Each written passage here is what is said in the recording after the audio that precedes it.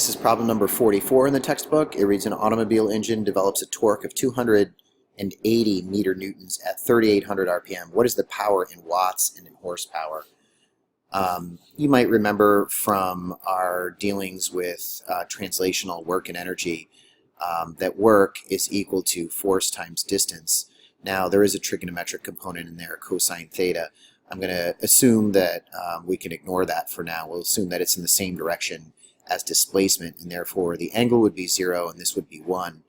But then I would recognize that power is equal to the rate at which work is done or energy is consumed. Since work is equal to force times distance, I can basically place the distance over time and treat it as velocity. So I get power is equal to force times velocity. If I were to kind of do this all over again, but now dealing with rotational work and energy, I can see that power is still the rate at which work is done or energy is consumed, but work is equal to force times distance, and in rotational mechanics, that's going to be equal to torque, or times my angular displacement, delta theta. And it's still going to be over time, and I can group these two together. Delta theta over time is the same thing as angular velocity, so this becomes torque times omega. And it's this version of the power equation that's going to help me solve problem number 44.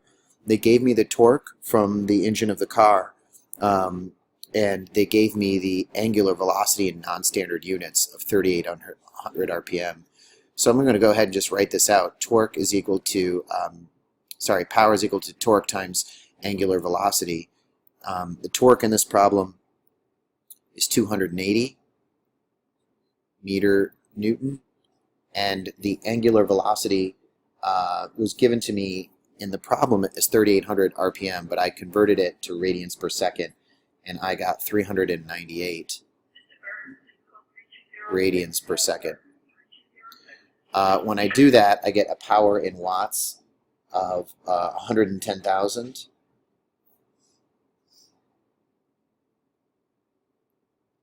I could also describe that as 110 kilowatts.